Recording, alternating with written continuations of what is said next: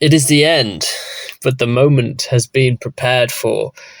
Here we are at episode 6 of series 1 of Bob and Rose.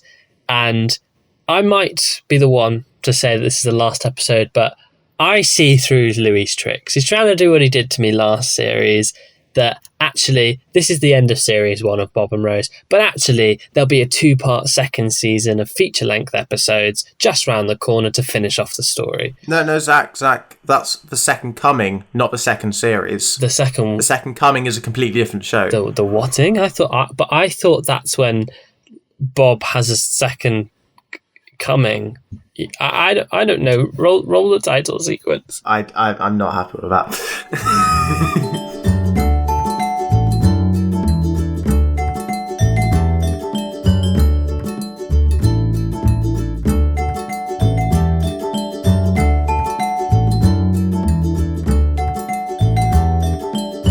What are you not happy with? Oh no, just the second coming joke. Well, no, obviously this is all going to be in it, but I'm just taken aback here. Hello and welcome to Davis on Davis. This is the show all about the work of Russell T Davies, including his first 2 TV shows that are actually significant, Queer as Folk and Bob and Rose. And we are at the end of Bob and Rose. I'm getting quite emotional. Just thinking about it. Yes. That this is the end. I am Louis Davis, and as ever, I am joined by Zac Copeland Green. How are you doing? Hello. Sorry, yes. Sorry, I just wanted to say how emotional I was before my name was even said. Sorry, I got ahead of myself. No. I nearly launched straight into my episode analysis. No asking how anyone is. No. Skip the formalities. Oh no, but I have an answer to that question. I have a story. Oh gosh, tell us this. I have a story for the podcast. Tell me a story. The other day, so bit of context, I work from home, but it's sunny outside, so generally I will go on a daily walk, right? I'll just go outside, get some air, get some sun, then come back home. Easy peasy. I went out to the park. At one point, a guy stopped me. He was on his bike and he stopped me and he was like, "Can I ask you a question?" And I was like, "Oh, okay, this is a religious guy, right?" Because he didn't look like he would want any money. So I was like, "Okay, so he's going to ask me about God. That's fine." And then he said, I really hope I don't sort of come off across as like a bit of a stalker or something." And I was like, okay, that's odd. But then I thought, oh, okay, I think I know what this is. I think he recognises me because I used to run a meme page. And so I have been recognised before. That's like a thing that's happened. And so I was like, yeah, you can ask, yeah. And then his question was actually, are you on the autism spectrum? I was like, yes. Basically, so I should give a bit of context. I was wearing my not giving a damn, outfit, which is basically sweatpants and a massive jumper and sandals. And, that's fine when you're going on a walk to the park and you don't plan on going into any kind of shop or anything, like I just wanted my walk. But no, that was clearly some kind of big flashing light of the autism alarm. And so when I said that, the first thing he said was, "Wow, I know what it feels like to be lonely." But he was like really like sympathizing, and I was like, "Ooh, okay. I just need to tell you that the weekend before, my friend came down from Surrey to visit me, and also I said, hey, I work from home. I'm just on my daily walk. I'm not lonely. I hope your situation improves though." And as I was trying to walk off, he was like, so what kind of things do you like to do? And it's like, I'm not telling him I'm a podcaster, so I was like, I want to get back to my walk. And that's my fun little story. And now, because the thing is, I am style conscious. If I want to be stylish, I can be stylish. And now I feel inclined to literally dress as classy or as camp or as whatever as I can when I go out. I don't have any problem with my existence on the autism spectrum, as he put it. But I want to beat the loneliness allegations, okay? This, dear listener, is why I don't leave the house, for fear of people putting me on any spectrums. Yeah. Or approaching me in such a manner. Wow. Well, and I'm sure you'll have a really interesting answer to how have you been if you haven't left the house. I've been I had an answer, and it left my mind because of that pretty gripping story. I know, it's an insane story. So many twists and turns. I suppose my best story is, and I'll talk about it a bit later at the end of the podcast, but I had to essentially write, I don't know if you ever, when you go to the theatre and then you open the programme and you've got someone's creative biography in the programme, where it says all the things that they do. I had to write one of those for myself recently, which basically made me be like, oh, I have never done anything in my life ever, so I have to come up with things that I have done.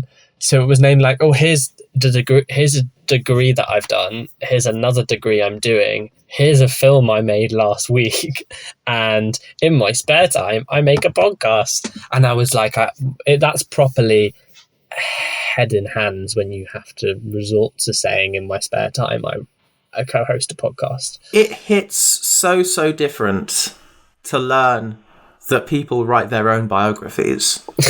I feel like there's a word for that. I feel like we should not be referring to ourselves in the third person. I think. Well, exactly. That's the weird thing of. I think the odd balance is using the right amount of saying your name and saying he, or whatever your pronoun is, but my pronouns are he, him. Or in my case, giving a 50-50 split of he and they. Which must be really difficult, because I think in this entire paragraph, I would start every sentence with Zac, and I think I used he once. It was interesting. It's interesting. I think in the world of professional arts, people probably don't write their own.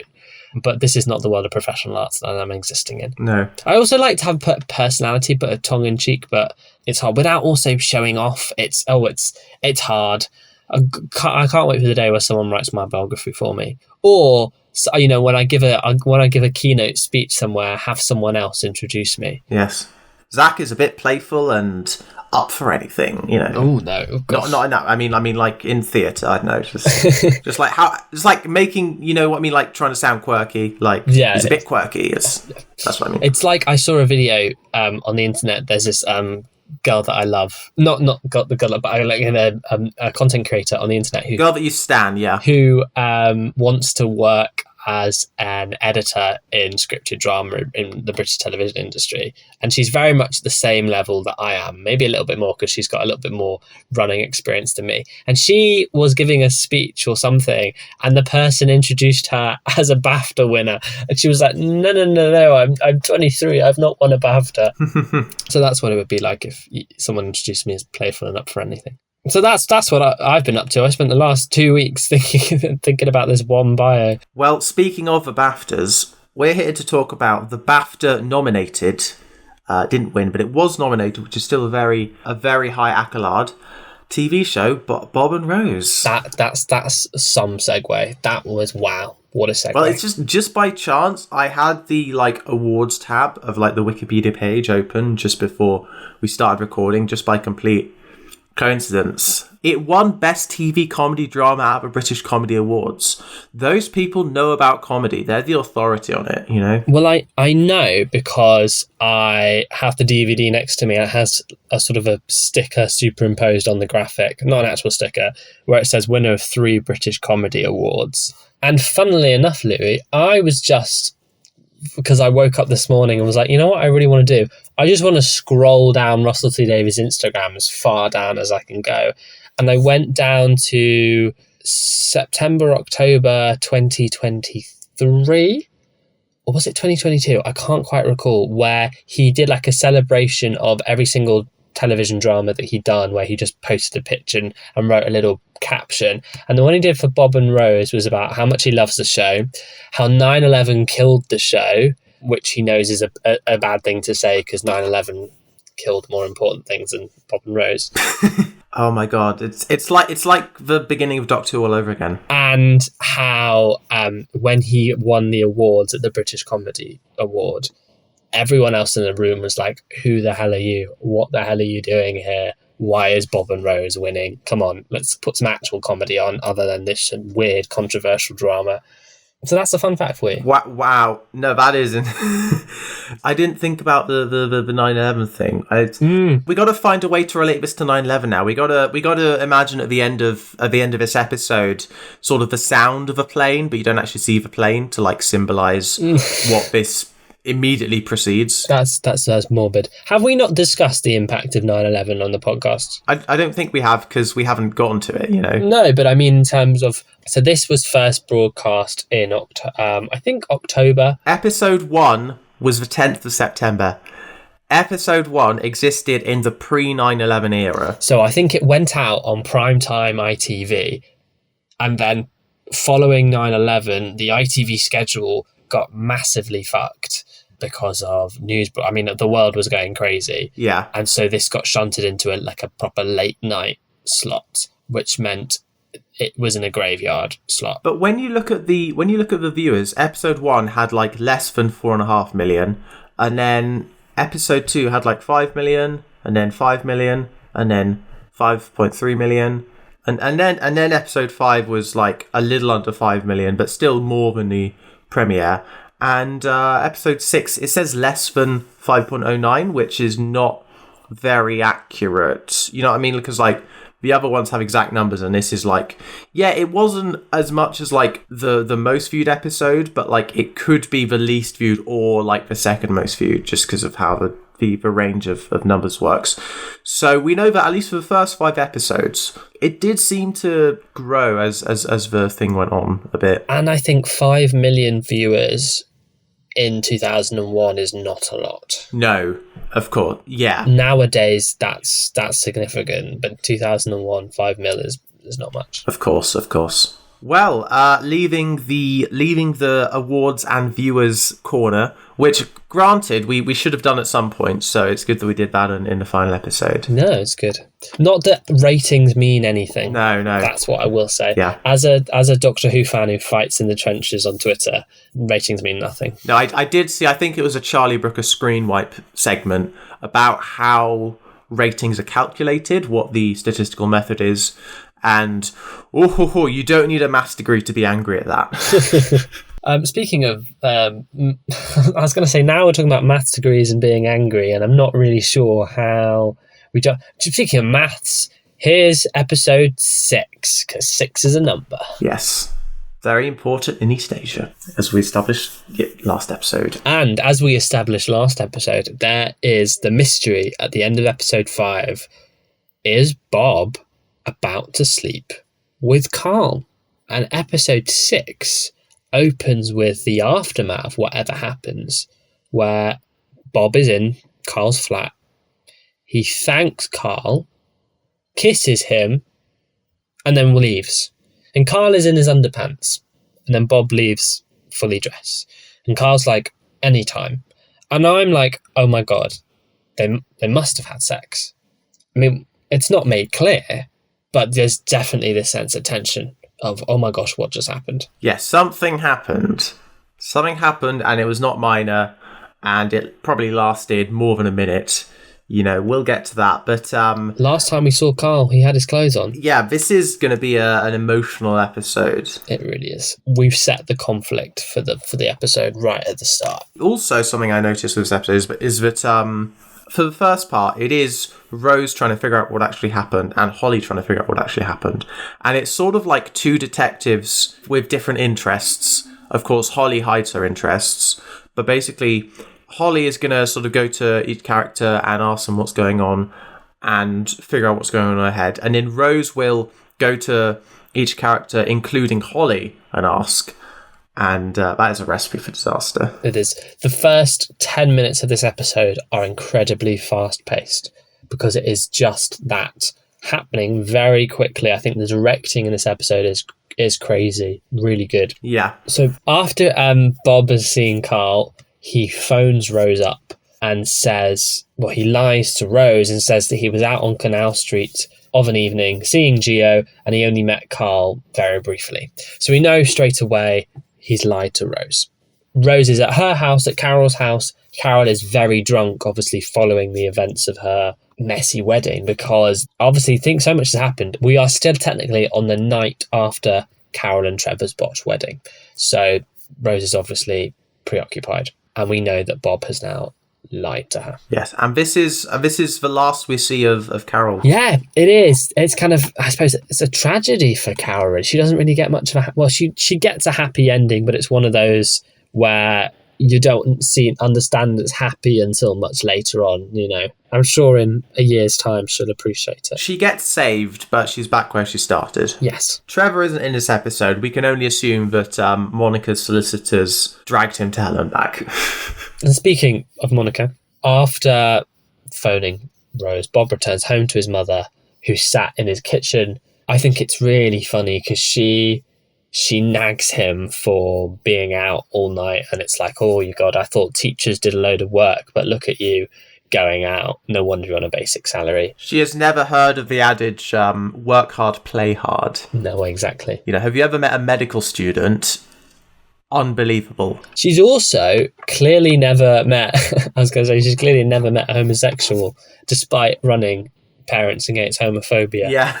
It sounds like she needs to hang out with Vince's mum in Queer as Folk. You know, if she's going to be running PA, she's got to be in the clubs. And also, where is Hazel? Should be next president of PA. That's all I'm going to say. So she's an ally in theory, but she's not an ally in practice, you know. Exactly. She can say all the things and try and overturn all the laws, which is amazing, but yes, go visit Vince's mum. And then we get the important note is that Monica tells Bob that Rose phoned.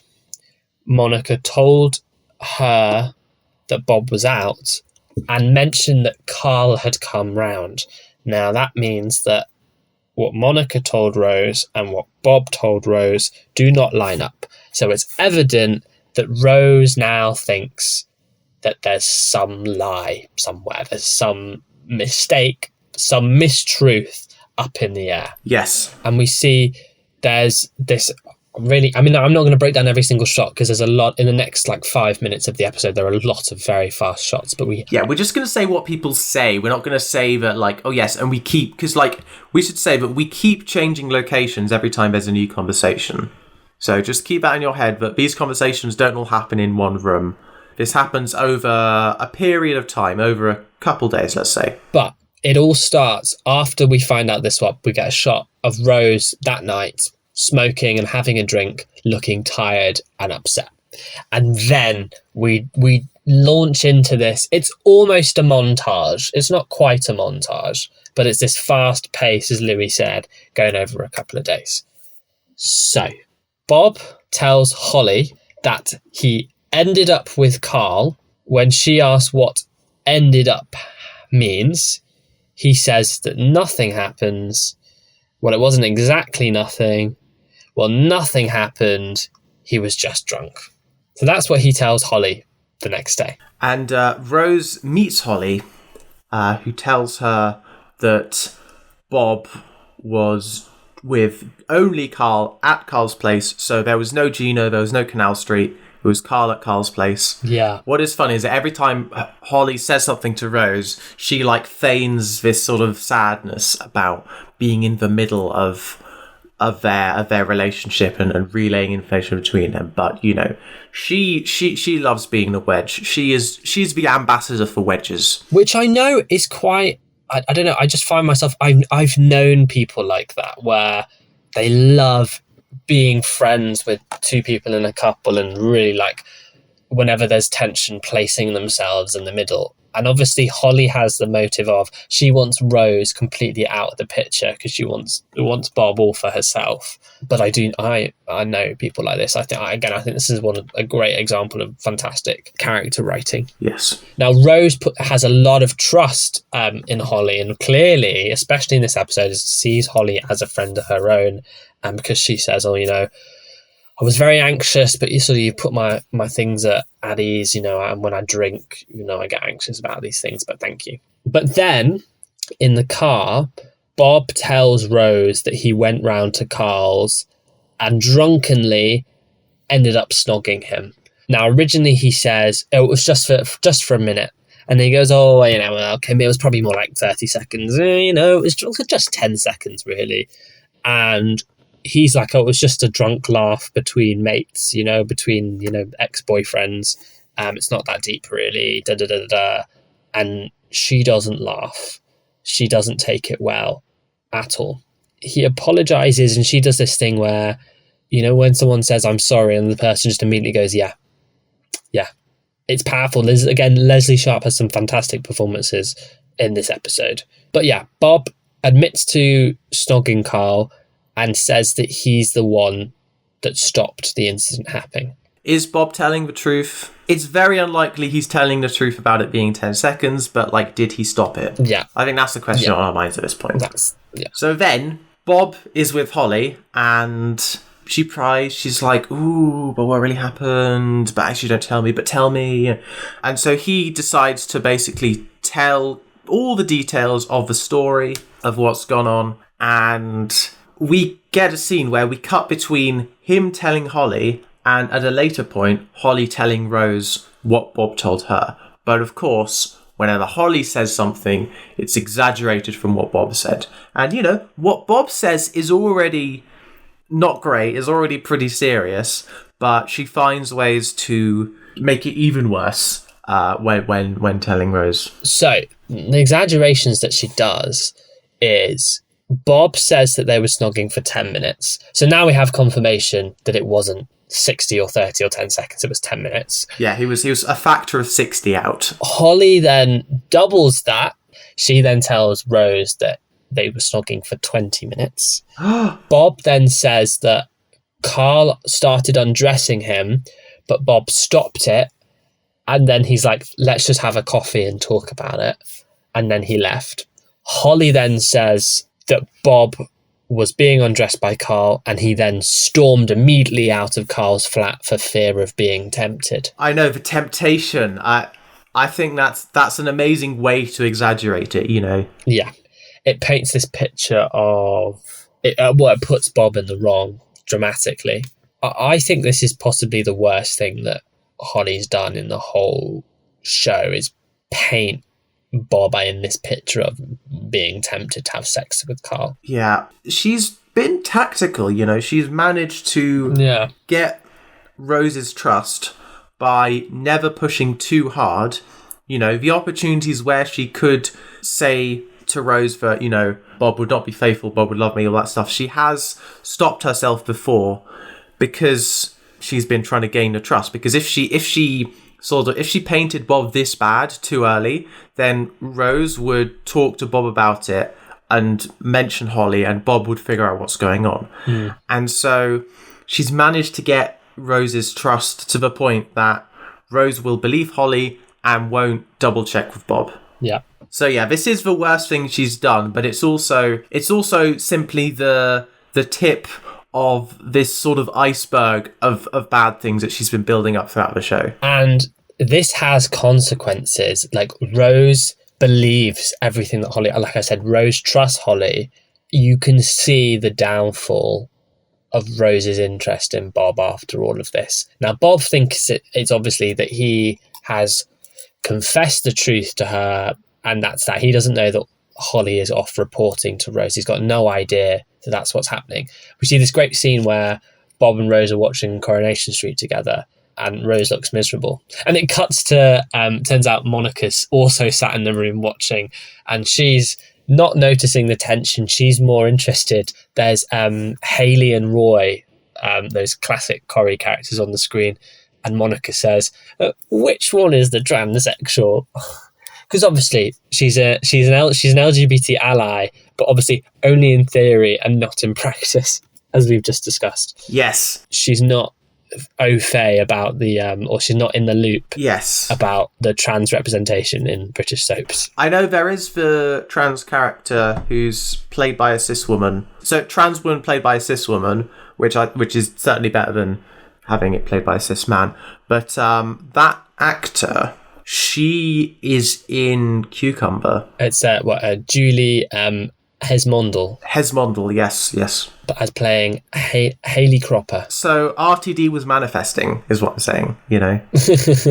Well, he loves Coronation Street. No, it's also, like, I think when you do look at, like, the cast list for even his, like, big shows, you'll see, like, soap actors. Like, most recently, Susan Twist and Millie Gibson. Yes, exactly. He knows where the talent can be found. Well, because it's all... The soaps are... They always say in the world of television, the soaps are training grounds for high-end television, which is then, I suppose, the opposite end of the scripted drama spectrum. Yeah. So... Rose, like, walks out of the house and, you know, she doesn't confront Bob. She doesn't want to say anything to Bob. She just wants to, like, go home, which I guess is go back to Carol's. It is such very well acted, but, like, such a little sort of quietly devastating moment. Like, you can see that, like, sort of the connection has, like, been shattered, you know.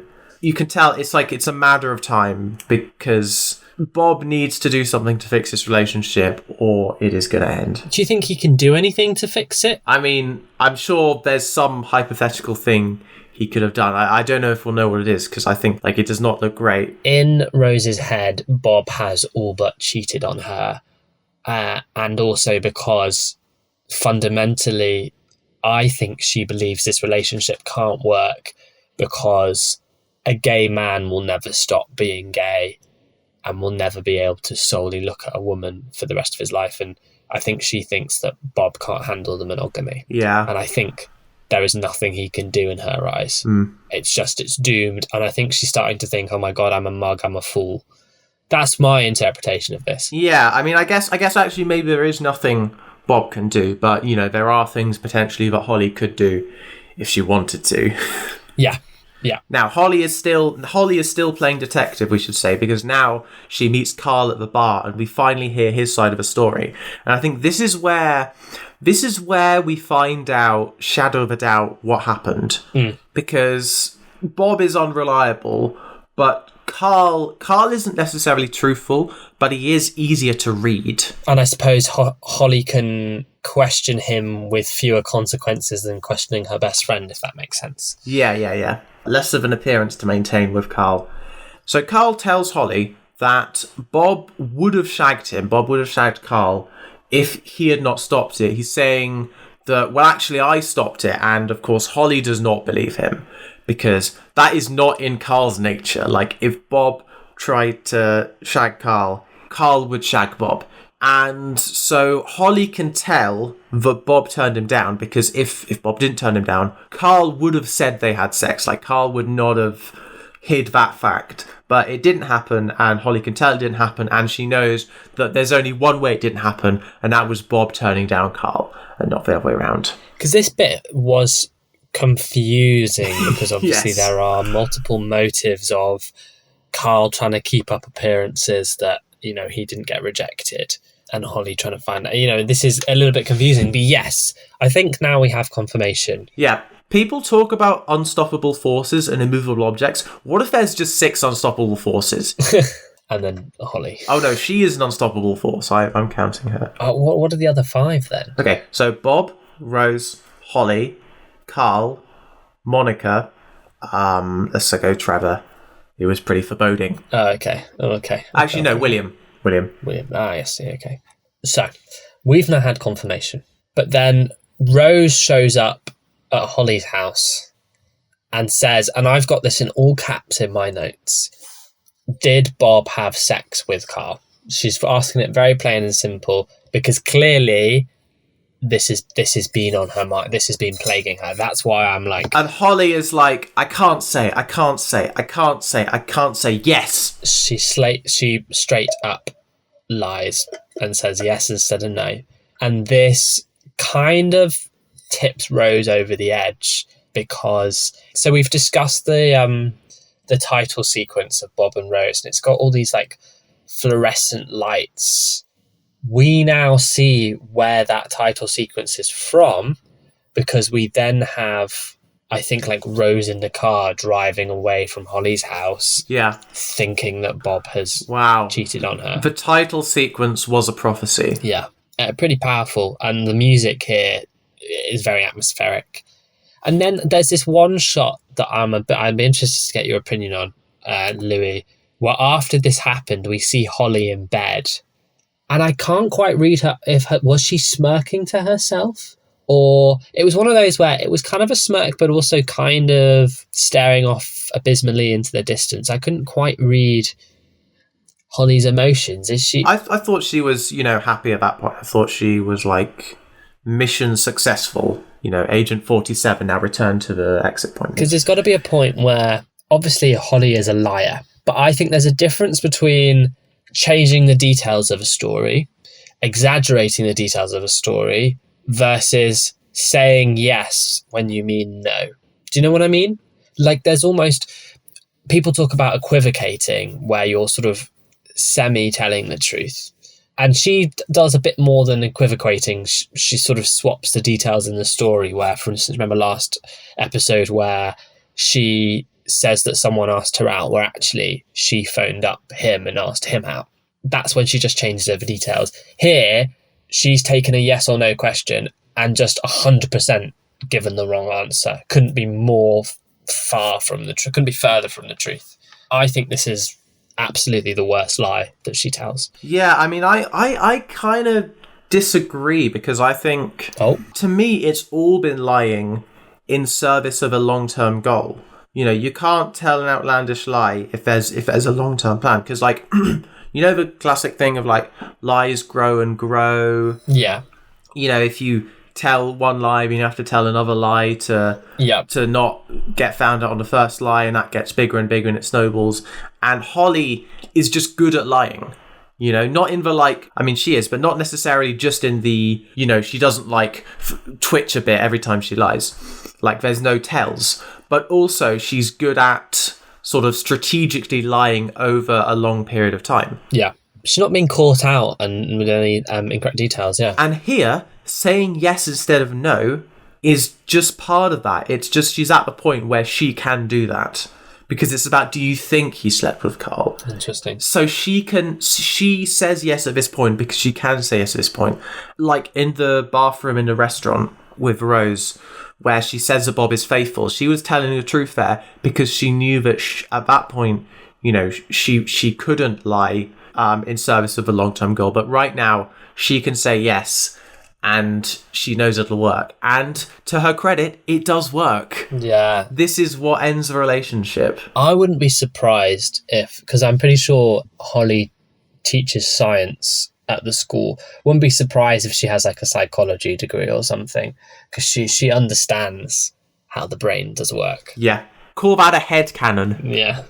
A head case cannon. Well, I just, because psychology is brains. Yeah, that's what I saw where that was going. And but also Holly does create a headcanon in thinking that in saying that Bob and Carl slept together. Oh, she's got her own headcanons. Call that a headcanon. But that's a joke about head. Okay. I'm curious as to how much of this will make it into the final thing. This is because you're now making... I thought we were about to have a discussion about, can you headcanon something that a source has directly contradicted? Oh, right, okay. Can you headcanon Donna Noble as a lesbian if she's got a husband and a daughter? Well, a lot of lesbians find out later in life. Compet. Look it up. No, that's true. And this is a story where we shouldn't make assumptions about people. Please get rid of me talking about Donna Noble as a lesbian. It's got nothing to do with anything. Yeah. No. I am gonna cut this back. It was just for like sort of people, the characters in the story making their own realities, exactly. Being their own little headcanon. That's good. Realities. Yeah. Now Bob and Rose are out. They're gonna see a movie, but before that, Rose is like, "Shall we get a burger?" And so they go into a burger restaurant and sit down, and crucially, for some reason, they don't actually order any food. Well, I'm going to say, restaurant's a strong word. This is like a seedy burger joint, like a kebab shop style burger joint, where it's like metal tables, really bad fluorescent lighting. Calling this a restaurant is a strong word, Louis. Listen, okay, I'm not a snob. I'm not for bourgeoisie. Okay, anything with a seating area to me is a restaurant. Okay. Doesn't have to be a good restaurant. It is, as you say, a seedy burger joint, but there's nothing in Seedy Burger Joint that excludes it from the category of restaurant. This following scene is available on YouTube.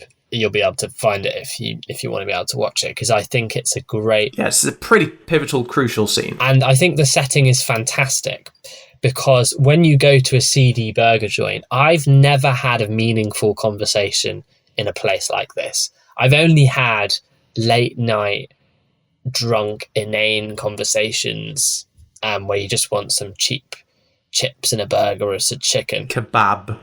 Grab some grub. And here we have one of the most important, powerful conversations in the show. And I think there's that fantastic irony between the location and the conversation. But also, it's a fitting location for the conversation, you know? Yeah. Because Rose breaks up with Bob, and she says why she's breaking up, and she says what she's thinking, and Bob isn't really able to respond to sort of her saying, well, I think you did sleep with him. And, you know, she's saying, don't follow me out. She's saying, well, I'm always going to think it now. I'm always going to think that you slept with him now. So, you know, there's nothing you can do. We're not going to meet in a few days and sort of patch it up, like this is where it ends. And this is where she reveals that when Bob's response to, I'm never going to not think you slept with Carl, he says, go ask Carl. And this is when Rose reveals that it's not about Carl. It's about every handsome man that walks past them in the streets, and how she'll always be thinking that Bob's going to want them instead of her. And even though Bob says, no, it's no, she's just like, this relationship is dead. It's dead. And Leslie Sharp, the woman that you are, the tears are streaming down her face. It is incredible. She physically pushes him. She walks out the seedy burger joint and is gone from this man's life. And that's it. Relationship is dead. But let's see if in 3 days' time it resurrects. So Bob ends up going home where his mother is, and he doesn't tell his mother because his mother is awaiting William, Bob's father, to come round with some post for her. And she's got a nice red shirt on. She asks Bob how she looks. She says, don't tell your father I've been watching daytime television. She's been saying how she heard that he's got raw meat in the fridge. He's got his shirts in the tumbler. And then Will rings the doorbell. It's a great scene. He hands gives the post to Bob and says, I can't stay. But Bob just walks away without taking the post. So Will has to walk in. Sorry, I love this. I just love this scene. And then Monica pretends to be on the phone. So she has this fake phone conversation as Will walks in, so she doesn't have to interact with him. So she can also keep up the pretense that, you know, her life is carried on even without him. You know, they've got to both have this competition that they're both busier than each other. And that's when Will asks Bob how he is and how Rose is. And Bob's like, we're not together anymore. And that causes everyone to stop. And even causes Monica to stop being on the phone. Although what I find hilarious is she has to keep up the pretense. So she says goodbye to this person that doesn't exist on the other end of the phone, so she can then sit down and listen to Bob. And what is interesting is that William says that, well, you know, this was just a row. You know, you're going to figure it out. This isn't the end. And Bob is angry here because William was not this sort of supportive of the idea that it wasn't the end whenever he would break up with a guy. When he broke up with a guy, it would just be over and that would be it, and William didn't really care. So Bob challenges him on this and he says, why do you care so much about this one ending when you didn't care about, you know, Carl and some other names I've forgotten? And so this sort of sparks Bob to tell his parents, you know, you need to stop pissing about, the two of you. He tells his mum that she needs to move back home because they've just had a row. They need to stop being so silly. And he gives this great, and this is a classic RTD mini monologue where Bob talks about, actually, for a lot of people, how horrific dating is. This is the absolute antithesis of like Stuart in Queer as Folk, who just loved casual sex. Yes, he dares them to go on a date. He dares them to meet someone and talk about their life to them at a restaurant or a bar and go home and be naked in front of a stranger and then get into a relationship and then see it end within 2 months or 6 months and repeat the cycle. He dares them to do that and not just get back together. And you'll have this cycle of dinner and sex and starting again. And you see into... I think this is a really important moment for Bob, because you really see into the psychology of Bob wants to settle down more than anything. And it was kind of obvious from the start that the life of Canal Street and casual sex was never for him. He wanted to settle down. And I think this is an interesting difference to a lot of the criticisms that viewers of Queer as Folk who were gay launched at Queer as Folk was, you present us all as lovers of casual sex, where a lot of us love monogamy and love, just settling down. And here you have... Yes, but for some weird, unexplainable reason, those people aren't on Canal Street as much. Well, exactly. Not to say they're never on Canal Street, not to make that assumption. No, it's true. But it is like, it's a lot of people on Canal Street are there for that purpose, and that's nothing wrong with that, but that is what Queer as Folk was about. And Bob and Rose is about something slightly different. So, after this, Monica and Will leave. And Monica's like, well, I can't really stay with him. But she's not going to go back with Will, so she's going to go stay with her sister instead. Not before, though, Monica asked Will, because Will has made a claim that he's had lots of offers for dates to start new relationships. And Monica presses and says, what about all these offers? And he says, I've got a date on Friday. And I've got a lovely booking at a new restaurant in Audley Edge for 2. Looking forward to, a kiss and a date. And who knows? And then you kind of realise that it's him asking her on a date. Yes. And Monica is reluctant. She's saying, no. But eventually she sort of... At one point, she doesn't say no, and it's like, okay, maybe she will. Yeah. Maybe she'll give it a go. We don't know if they'll get back together. We don't know what's going to come of this, but there is a spark of hope. Yeah, because this is the conclusion of Monica and William's story, and you kind of go, okay, so what have they learned from this? And there's the potential for the spark of their relationship to be reignited, or that they go their own ways and start new things. But if anything, the way that they were existing before was miserable, and this story has moved them into a better place. Yeah. Speaking of people being in better places, Bob and Rose are not. No, they are not in good places. We get a montage of them spending their lives apart. At school, Holly hugs Bob, and we see them sort of going out with their respective friend groups to separate bars, like we were seeing at the start of the series. There's a moment where Rose cries in Carol's arms, which is interesting because obviously at the start of this episode, Carol was the one crying. It's sort of at this point Carol has been able to get on her feet again, but Rose is devastated. Bob is pouring a glass of milk and he just lets go of it and it smashes. And he just stares out because there's no point crying over spilt milk. There's a moment where Rose is standing with a stranger. We see his back, we don't see his face. And she just says oh shit, oh shit, oh shit. And Zac, do you know why Rose is saying oh shit, while standing with a stranger? Do you know why? Is that a rhetorical question or a genuine question? No, it's just because it's a random few seconds in a montage, and I'm just wondering if you know what it is, because it's really confusing and out of nowhere. I think it's just this implication of she just has this moment where she's just stressed or feels that she's done something stupid. I think it's a vibes thing, to be honest. No, I know it's a terrible answer. No, certainly a strong vibe. But it's definitely, I think it's just emphatically about how I've just written, because I was trying to make a note of everything that happens in the montage, and all I've got is everyone is upset, sad montage. Yeah, and then the montage ends, and we see Rose is still sad, because as it turns out, sadness lasts beyond the montage. But she decides to go to Holly's house and just invite her for a drink, invite her out on the town. Which is I think sort of, it's kind of a cute moment if you forget what Holly has actually done. It reflects well on Rose's character, let's say. Yes, yeah.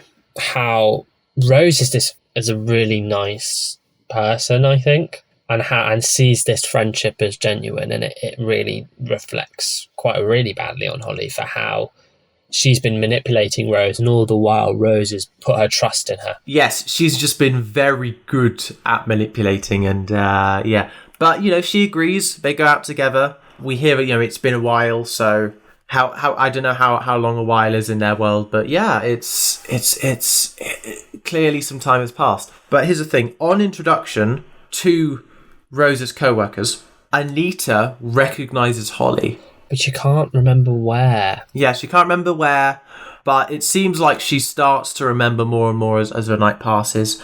She also manages to hear from Holly that she is the one who, told Rose about Bob's infidelity, and so that kind of raises the alarm bells, because, I think Anita knows that Holly is not trustworthy.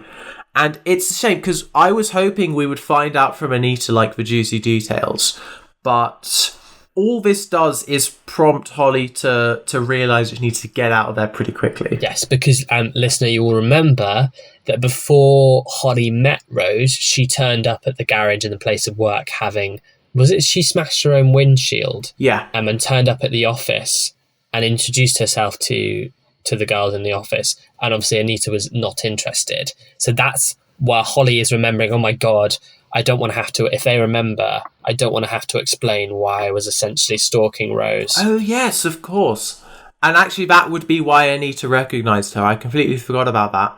But Holly introduced herself to Anita, yeah, but everyone else was ignoring her, and even Anita was ignoring her until, Holly was talking to her directly. Yeah. And so the other girls won't remember her because that was some really random and inconsequential and never followed up on. But Anita does recognise Holly because Holly is said to Anita, I'm Holly. Exactly. So actually, but I realised that's just it, and actually there isn't some sort of thing that happened before the show started, some history. They didn't go to school together, and no. That's why there's also a line where Anita's like, you don't meet many Hollies these days, because it's the detail of she's seen her face, she knows her name. Yes. If she was about to be it'd be quite funny if Holly was like, oh, I don't carry change, and then Anita goes, oh, you don't carry change, you say? Well, because of the Holly asked for change for the phone machine? Yeah. Phone. I mean, phones back then were bloody machines. Yes, they were. Now, I was kind of hoping that Anita would push this and confront Holly, but no, you're right. It just leads Holly to be like, actually, I've got to go. Yeah, I got to go to the toilet, and then when she's outside, or I got to take a phone call or something, and then when she's outside... It's a phone call, And yeah. Rose follows her outside, and then Holly's like, well, I should leave, and I don't want to make a big exit. I don't want to, sort of announce my departure. I'm not at a train station.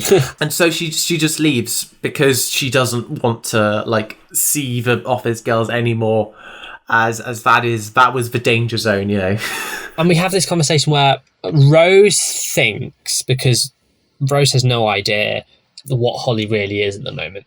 And Rose is like, she thinks it's something to do with Bob and how Holly can't take it. And Holly says, no, I'll phone you next week. And Rose is like, no, it's okay. I realise I'd put you back in the middle of the two of us. It's okay if you walk away now and never talk to me ever again. But just make me the one promise that if my name ever comes up in conversation in 2 years' time, please don't take the piss out of me. Because clearly, I think there's a level of embarrassment that Rose looks at the scenario with her and Bob and thinks, oh my God, I made such a fool of myself. That is really quite a beautiful, tender, vulnerable line, that really... Yeah. When I heard that line, I was like, this is incredible. This is how you do emotion. Because think about how many people we've met in our lives that we make fun of, having know that we'll never see them ever again. And think about how many people must do the same to us. You know, how many exes do we joke about when actually they're full, complex, nuanced human beings? They're out there somewhere still. Genuinely an existential thought. Genuinely gonna have to sit with that one for a little bit.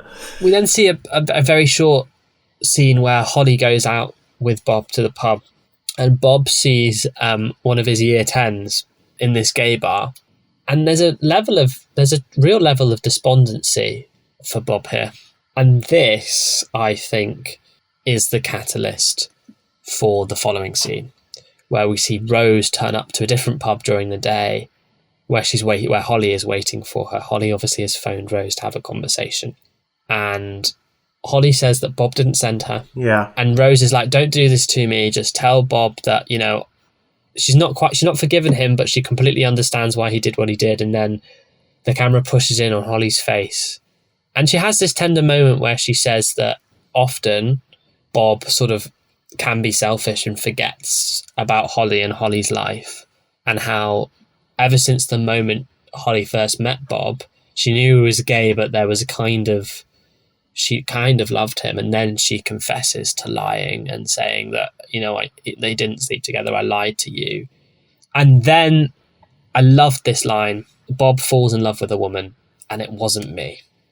And do you know why I love that line, Louis? Because that's the core of her character. Yes, and also in Series 3 of Doctor Who, Martha Jones says an equivalent line about the Doctor falling in love with a human, and it wasn't me.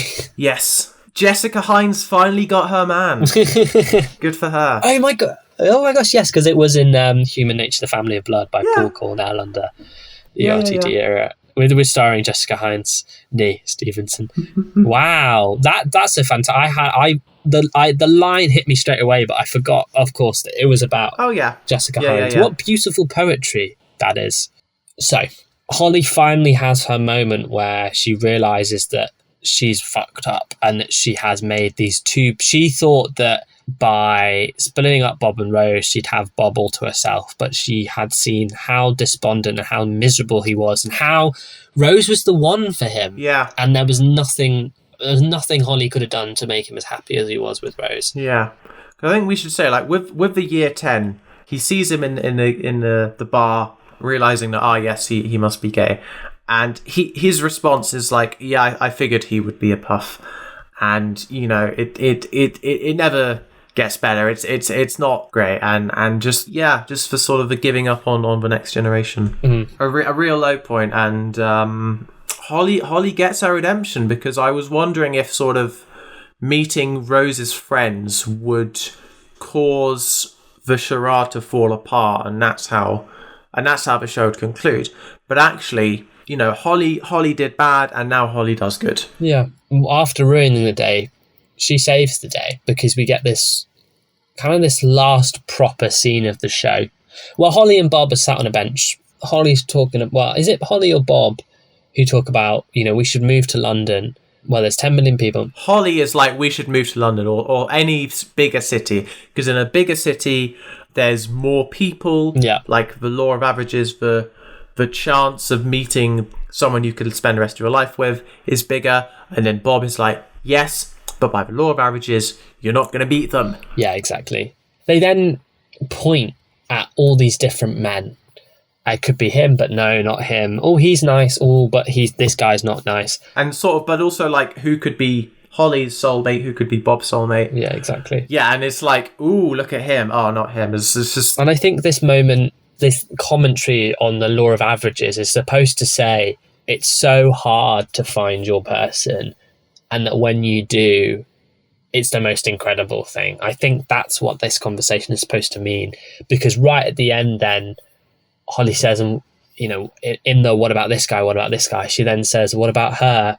And sat across from them is Rose on a bench. And Bob's like, no, I can't do this. And he gets up to go. Holly slaps him and says, oh, just go on.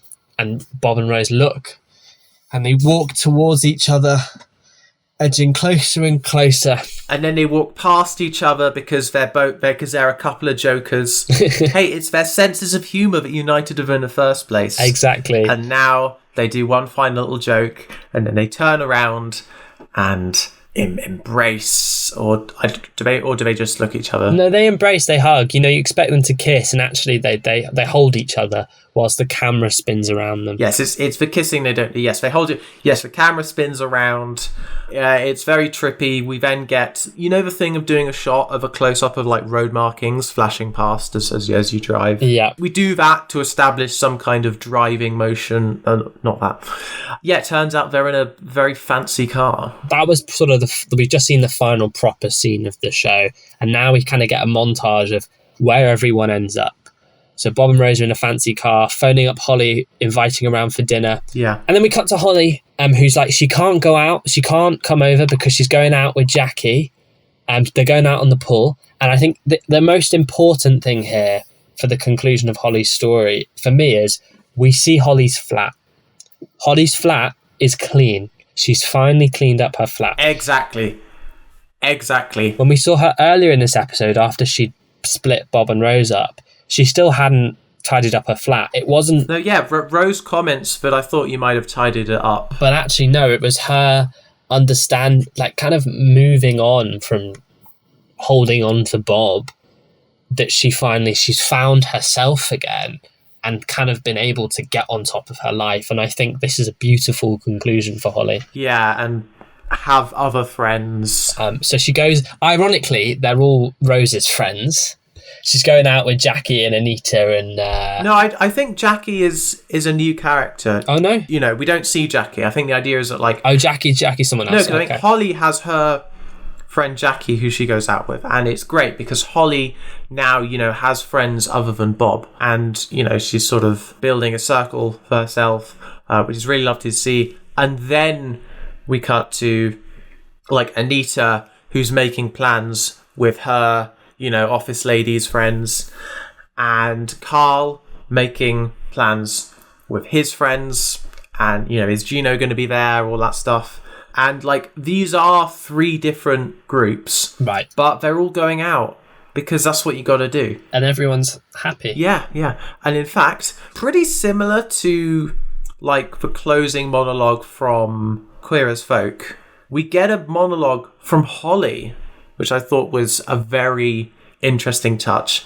But Holly gives a monologue about clubbing culture and how you're going to go out and you're going to see people and you're going to find people. That's what you do. And it was very interesting that sort of she gets this moment that we saw Stuart and Vince getting at the end of Queer as Folk. As she sees someone across the dance floor. Yes. And in parallel, Carl does as well. They all pull. And then we cut to a different scene. The final little shot. Actually, I think the person she sees is like the bunny suit guy. The bunny man from the pre. Or it might be a different bunny man, but there's a parallel to the end of a couple of episodes ago, which ended in a club, and there was a scene where Bob was looking over the balcony. Yeah. And I think she's over the same balcony or something. Yes, but yeah, the bunny man is there, because I think the implication is that because the last bunny man, if this is the same or a different bunny man, was attractive, was hung, was actually better than initially seemed, talking about like planning and stuff, but actually he was more interesting than that. And the bunny man represents hope. Right, represents the promise of getting to know someone and being pleasantly surprised. And so then we cut to the final shots of the show. We see Bob and Rose in the house, settling down for a lovely meal together. Yeah. The camera pans across. It's a tracking shot. We see Bob sitting next to Rose, and then the last thing we see, and genuinely, I choked up and I had tears in my eye. We see a baby monitor. And then we cut to the credits, and that's the end of Bob and Rose. And I'm starting crying just thinking about it now. Yeah. I think for me, the idea of a gay man being with a woman and it actually being a happy thing hit me in the emotions. Yeah. And that you realise that all he kind of wanted was to find the one person he loved and settle down and have a family with them. And it didn't matter that it was a woman, not a man, because he loved Rose for who she was. Wow. And that's the end. A really optimistic ending. Surprisingly, I was expecting it to not end as nice. Because everyone in this show ends up better off than they were in episode 1. Yeah, I think. Yeah, it ends on a real note of hope. Yeah, because the thing is, like, it's not that everyone is paired up. You know, I think some shows feel a need to sort of pair everyone off at the end, and it's like these two characters have never interacted before, and you're just smushing them together so that, you know, there's no loose ends. But no, we don't know what the rest of these characters' lives entails.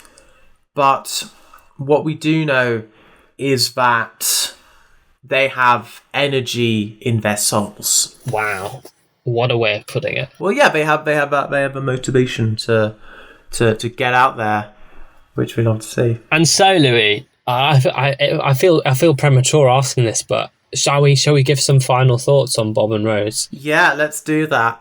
I think it was certainly quite a lot more serialized than Queer as Folk. Mm-hmm. I think Queer as Folk, you could drop into any episode and there'd be the arc, there'd be the series arc, but there'd be these little sort of kind of sitcom-like setups where, you know, they have to sort of get out of a sticky situation, and by the episode, you know, they're basically fine. There's still, you know, romantic tension, but whatever sort of urgent predicament has been solved. And this one, you know, you get the urgent predicament at the end of the episode, and then you see how it's dealt with next time. So it was certainly felt like a lot more serialized, and I left each episode wanting to come back for more. I think sort of when we would record 2 episodes close together, I would be like, yay, I don't have to wait too long to watch the next episode. When we recorded 2 episodes far apart, it was like, how will I ever get through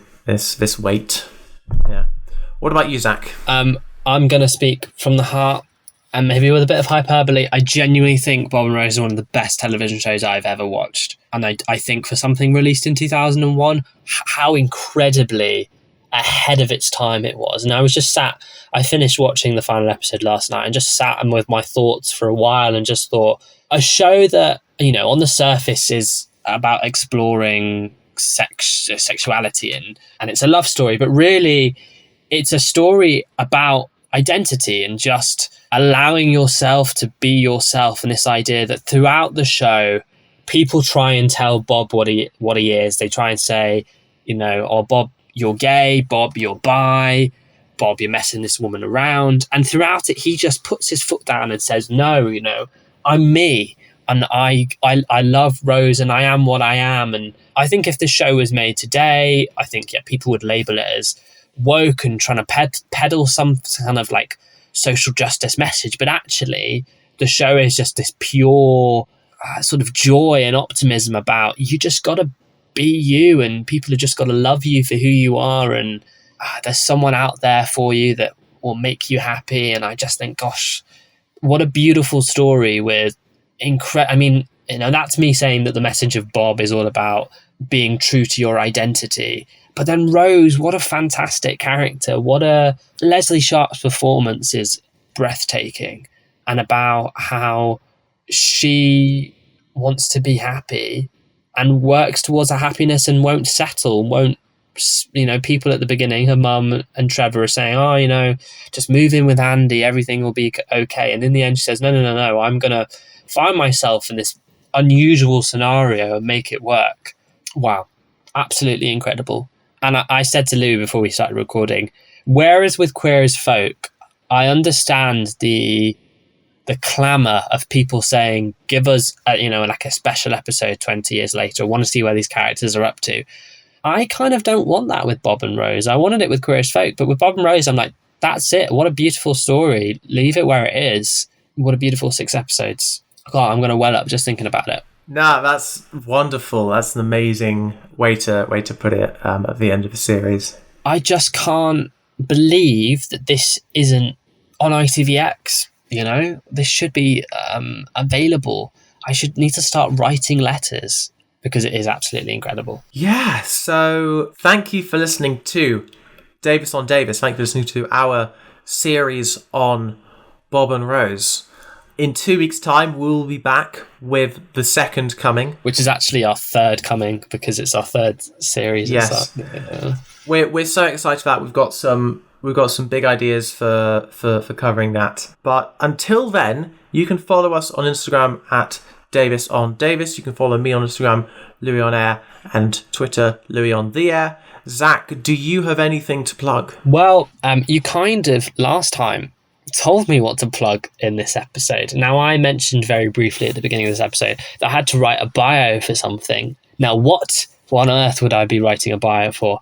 I am heading to the Edinburgh Fringe this summer with a show that I am co-producing.